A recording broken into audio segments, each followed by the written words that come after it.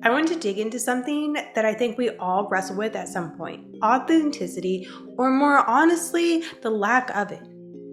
Inauthenticity isn't pretending to be someone else. It's much quieter than that. It's the subtle ways we abandon ourselves. The moments we betray who we are just to fit in, to please, or to survive. All right, let's get today started. Turn me up, set me down, do whatever you gotta do.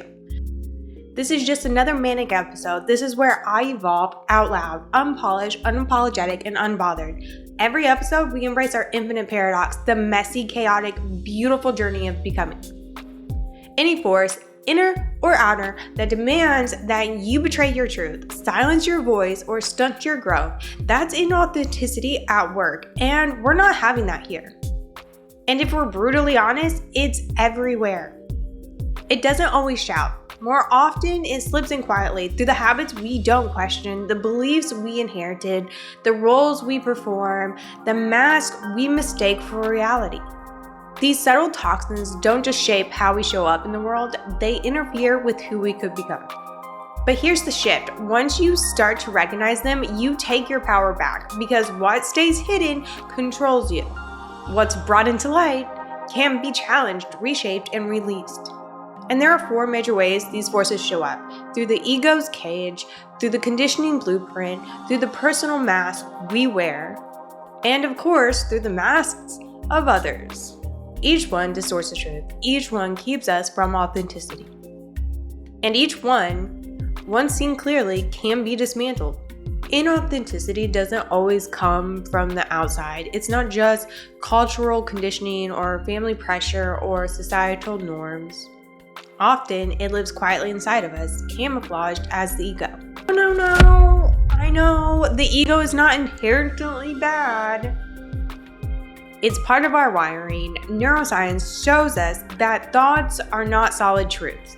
They are simply electrical impulses, neural patterns firing in the brain. And yet, when we repeat those thoughts often enough, the brain begins to encode them as reality. This is how the identity gets built, not from truth, from repetition. So when you hear the whisper that says, "Don't risk it, stay small, you're not ready," these are not even ultimate truths. They're not divine wisdom. They're not even yours. They are the protective echoes of an outdated system. The ego evolved as a survival mechanism thousands of years ago. Rejection from the tribe wasn't just emotionally painful, it carried real danger. To belong was to endure, to stand out was to risk everything. So the ego sharpened its instincts to keep us compliant, safe, and unthreatening. But here's the challenge in today's world. That wiring misfires. The ego mistakes growth for threat. Vulnerability feels like danger. Creativity feels like exposure. Expansion feels like too much, so it whispers its fear in the language of logic. You're not good enough. You'll embarrass yourself. Don't even try. And if we're not careful, we'll believe it. We confuse the ego's alarms with intuition. We mistake its panic for protection. But really, it's just a cage, one we built ourselves, and then we sit inside of it. On a spiritual level, this is pretty devastating because the ego's voice bends our inner lens. It twists our perception so we mistake our borrowed beliefs for truth and fear for wisdom. It convinces us that silence equals safety, when in reality, silence just equals suppression. So the question becomes, how much of your life has actually been lived by you, and how much has been lived by the ego? How many decisions have you made just to avoid disapproval? How many times have you shrunk to avoid being noticed? How much of your identity is just survival coding repeated until you thought it was real? This is not a comfortable inquiry. It's not meant to be. Because the ego's grip loosens only when we begin to confront it, to notice the difference between mental event and truth. I mean, we know that thoughts are not facts. Spirituality reminds us that fear is not intuition. Together, they give us a doorway out of the cage. And the only catch is the doorway is uncomfortable. To walk through it means choosing authenticity over approval, expansion over safety, and presence over programming. The ego is not going to disappear. Its voice is not going to go silent, but we can learn to see it for what it is. A bodyguard who never updated its training. Well-intentioned, but overprotective. Strong, but short-sighted. And when we begin to live beyond the ego, authenticity stops being an aspiration and starts being our default state. Not because fear vanishes, but because we stop mistaking fear for truth. And that is what the work is. Not rejecting the ego, but recognizing it for what it is and choosing to step forward anyways. If ego is the cage we build inside ourselves, then conditioning is the blueprint handed to us before we even knew we had a choice. Conditioning is the outside influence we absorbed long before we had the tools to question it. The repeated lessons of our upbringing, the rules of our culture, the subtle and not so subtle messages of past experience. Those little whispers, this is just who you are. This is all you get. This path has already been chosen for you. And that's all just BS. It's more programming. I'm not saying every influence leads to the same outcome. Two people raised in the same environment may walk away carrying different stories. But the research is very clear on this. The more you're going to be exposed to something, the more it's going to shape you. The mere exposure effect, the repetition breeds familiarity, and familiarity often gets mistaken for truth. The brain wires itself through repetition. Every message, every behavior, every belief that gets repeated carves a pathway until it feels like second nature. Discipline, for an example, once you commit and follow through, it produces results. Repetition isn't magic though. It's just wiring. It's the brain carving a groove until discipline feels natural. The same goes for everything else we repeat. If you grew up in chaos, your brain learned that chaos feels familiar. If you were surrounded by criticism, your brain learned to hold criticism as truths. So if you want to understand your conditioning, go back. What are the dynamics you adapted to? What stories were repeated until they became automatic? Those environments left an imprint. And unless we question it, we carry it forward unconsciously. We act it out as if it were reality, and when really it's just programming. The real challenge is this: are you living from truth, or are you living from what was repeated to you until it became comfortable?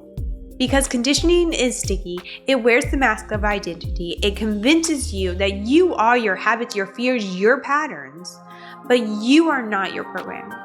If ego is the cage and conditioning is the blueprint, then the mask is the costume we wear on stage. It's the inauthentic self we craft to be accepted in the moment. The way we perform to keep the peace, to play the role, to maintain the story other people expect of us. But every time we put that mask on, we drift further from the raw, unfiltered truth of who we are. And it doesn't always happen by choice. Subconsciously, when I feel intimidated or unsafe, I catch myself slipping into a mask. A mask that makes me feel more in control than I actually am. And underneath, my authentic self was scared or vulnerable. That mismatch between what's happening on the inside and what I'm allowing to happen on the outside builds tension, creates anxiety, and overwhelms my body. Emotional dissonance, when your inner state and your outer performance don't match, the nervous system senses the conflict. The brain interprets it as stress, flooding the body with cortisol and adrenaline, and over time, that kind of masking doesn't just feel exhausting. It strains your mental and physical health. It's not simply pretending. It's literally trying to carry two realities at once. Other times, masking is deliberate. We carefully curate, edit, or exaggerate our identity to be seen in a certain way. We craft strength when we feel weak, we project success when we feel lost, and we polish composure when we're unraveling on the inside. But whether it's subconscious defense or conscious performance, the outcome is the same. A version of ourselves that keeps us at arm's length from our truth. The mask may protect us in the moment, but over time, it costs us connection. Not only with others, but with ourselves, because as long as the mask is in place, the real self waits backstage unheard and unseen. If the mask we wear distance us from our truth, the mask of others can distort how we see the world. Every interaction is layered with inauthenticity, not just ours, but theirs, the projections, the personas, the false fronts people use to survive or to dominate. And if you're not vigilant, you'll get caught in their theater. You'll mistake their performance for reality. You'll believe the costume and forget that every mask is just another human being. Raw, conflicted, scared, and imperfect, just like you. But here's the trap. Other people's masks don't just hide them. They can wound you, shape you, and even convince you to doubt yourself. A mask of arrogance can make you feel small. A mask of control can make you question your freedom. A mask of indifference can make you feel unworthy of love. And if you absorb these masks as truth, you begin carrying their insecurities as your own. Projection is when someone hurls their unprocessed fear, anger, and shame outward so they don't have to face it inward. And this isn't about excusing people. Their masks don't erase the accountability for their actions, and it doesn't erase the impact those actions have on you. The mask might explain it, but it will never justify it. The point is recognition, because once you see the mask for what it is, you stop mistaking it for a reality. You stop swallowing someone else's poison as your truth. You let their performance belong to them. And of course, this is challenging. You don't get to control who wears the mask, and you don't get to decide when someone will strip it away. Your power lies in discernment, in refusing to carry what isn't yours, in refusing to let someone else's facade define your reflection. The world is full of masks. Some are defenses, some are weapons, and some are just habits ingrained into us. Your task isn't to tear them off. It's just to see them clearly enough that they no longer deceive you. Because when you see past the mask of another, you reclaim the freedom to stand in your truth, unmasked, unbothered, and unbound. When you step back and look at it, inauthenticity is everywhere, layered so deeply into our lives that it feels invisible to you until you name it. First, there's the ego, whispering its protective lies. Stay small, stay safe, don't risk it. It's not evil, but it is limiting. A cage disguised as comfort. Then there's conditioning, the inherited programming of childhood, culture, and repetition. Lessons repeated until they etch themselves into the brain as unquestioned truths. They tell you this is just who you are, when really it's just who you were trained to be. Our personal mask, the curated version of you that performs in the present moment, the image that keeps the peace, hides the fear, and projects strength when you're breaking inside. It may protect you in the short term, but long term, it erodes you from the inside out.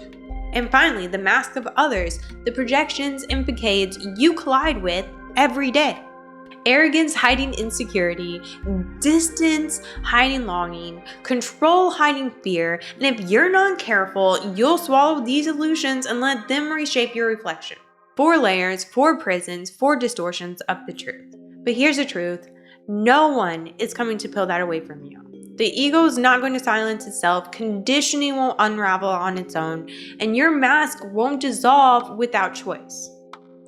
And the mask of others will never stop appearing. So the work is yours, to question the voice of ego, to interrogate the scripts you've inherited, to strip your own mask and dare to stand unguarded, to see the mask of others without letting them become your mirror.